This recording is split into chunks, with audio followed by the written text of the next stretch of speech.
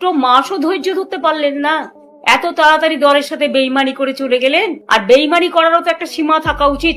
যে পার্টিটা আপনাদের কাছে জন্মদাত্রী মা, আপনারা তো সরাসরি বিজেপি করছেন। এখন বিজেপি করবেন আর তৃণমূল বলবেন, এটা তো হতে পারে না। কারণ তৃণমূল কংগ্রেসের আদর্শ বিজেপি বিরোধী।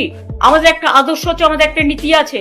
আপনারা যারা বেইমানরা, গদ্দাররা, বিজেপির কাঁধে কাঁধ মিলিয়ে তাদের কথা মতো চলছেন, বিজেপি স্পন্সর যারা, তারা আমি বলবো যদি সাহস থাকে, বুকের পাটা থাকে, যান গিয়ে বিজেপিতে গিয়ে জয়েন করুন, আমাদের কোনো আপত্তি নেই। তবুও বুঝবো আপনারা বিজেপিতে চলে গেছেন। বিজেপিতে থেকে দল ভাঙার চক্রান্ত। ভাবেন কি যে আমি মরে গেছি? ভাবেন কি আমাদের কর্মীরা মরে গেছে? ভাবেন কি অল ইন্ডিয়া তৃণমূল কংগ্রেস মরে গেছে? বেইমান রচনা ব্যানার্জির তৃণমূলে কোনো জায়গা নেই। এবার রচনা ব্যানার্জিকে এক হাতে নিয়েছেন মমতা বন্দ্যোপাধ্যায়। পশ্চিমবঙ্গের বিধানসভা নির্বাচন পরবর্তী রাজনৈতিক অধ্যায়ের দলবদল এবং অভ্যন্তরীণ কোন্দল নিয়ে এবার চরম ক্ষোভ উগরে দিয়েছেন সম্প্রতি তৃণমূলের তারকা সাংসদ রচনা ব্যানার্জি। দলবদল এবং দলবিরোধী অবস্থান নিয়ে সরাসরি আক্রমণ জানিয়েছেন। সম্প্রতি রচনা ব্যানার্জি দলবদল এবং দলবিরোধী অবস্থান নিয়ে সরাসরি আক্রমণ করেছেন।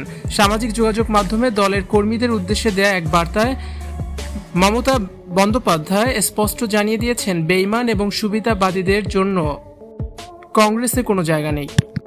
তিনি বলেন, দুটো মাসও ধৈর্য ধরতে পারলেন না, এত তাড়াতাড়ি দলের সাথে বেইমানি করে চলে গেলেন। বেইমানি করার তো একটা সীমা থাকা উচিত।